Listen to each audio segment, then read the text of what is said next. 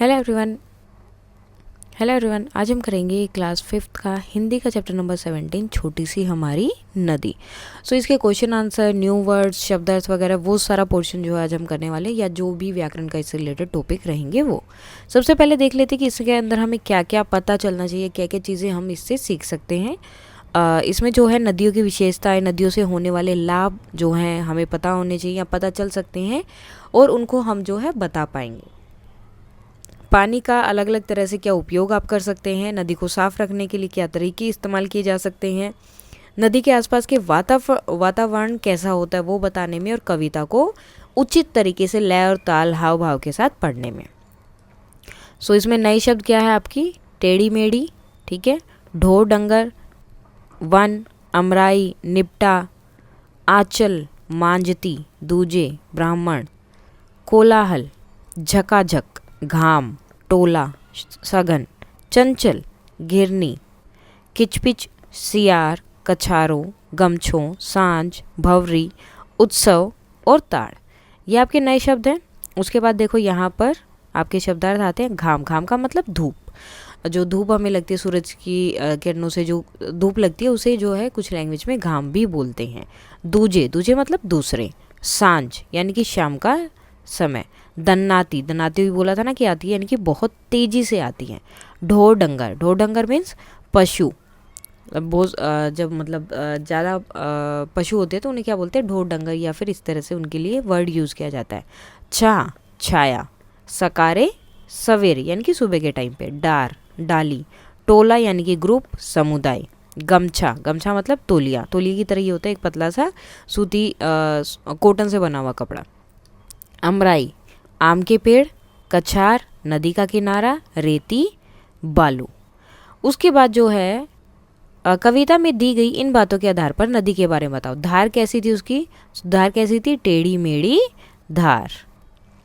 पाट, पाट कैसे थे, नदी के पाट ढालू, या उसमें जो थे नदी के पाट ढालू होते हैं आएगा यहाँ पर। बालू, बालू क्या, नदी के ताल में झकाझक बालू थी। अब बालू क्या होती है, बालू हम सैंड को बोलते हैं, वो मिट्टी जो हाथ में लेते ही फिसल जाती है, ठीक है, मतलब वो आपके हाथ पे जो है चिपकती नहीं है। कीचड़, गर्मियों के दौरान नदी में थोड़ा कीचड़ होता है।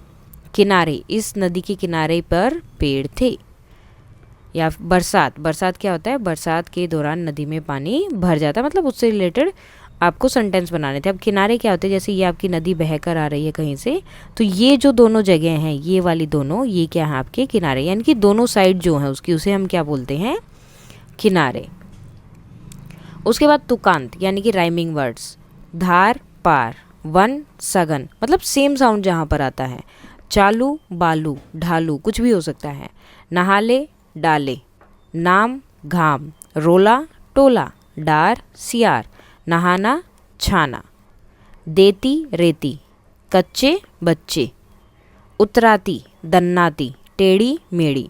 तो सेम सेम वर्ड जहाँ पर आए उन्हें हम बोलते हैं आपके राइमिंग वर्ड्स, या फिर तुकांत वाले। तुक अंत यानी कि सेम सेम वर्ड्स रहता है, बहुवचन यानी कि एक से ज़्यादा। नदी, नदियाँ। बालू, बालू, बालू का बहुवचन सेम रहेगा। बैलगाड़ी, बैलगाड़ियाँ। बच्चा, बच्चे। वन, अनेक वन।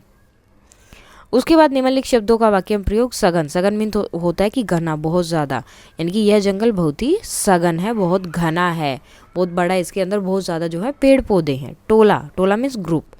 इस टोला के बहुत से लोग, या फिर यहाँ पर आपका आएगा इस टोले के बहुत से लोग। ओके, इस टोले के बहुत से लोग नदी के पानी में ही नहाते हैं।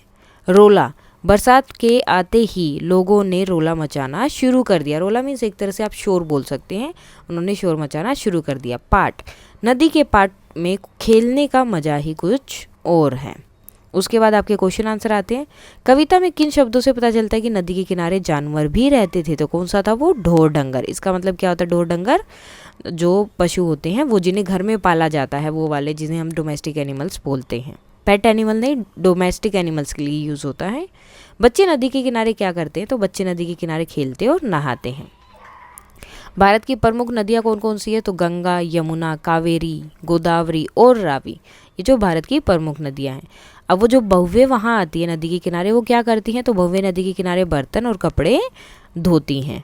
नदी के किनारे क्या क्या काम होता है? सो नदी के किनारे बहुत सारे काम होते हैं, जैसे बच्चे उछल उछल कर नदी में नहाते हैं, छोटी छोटी मछलियों को पकड़कर मारते हैं, बहुएं नदी के किनारे बर्तन और कपड़े धोती हैं। कविता के अनुसार नदी के आसपास क्या क्या होता है? तो क्या क्या होता है, फिर से सेम चीज़ है। नदी के आसपास जो है, अब देखो यहाँ पर गलत लिखा हुआ है, ये नहीं आएगा। नदी के आसपास ढोर डंगर, आम के पेड़, मैना, कास, सियार आदि चीज़ें होती हैं। नदी के किनारे रात को कौन सा जानवर हुआ करता है? तो किसकी आवाज़ आती है? वो सियार की। सही वर्तनी या सही शब्द आपको बताना। अब देखो सब आषाढ़ लिखा है, लेकिन इसमें सही कौन सा है? ये वाला, कोलाहल यानी कि शोर।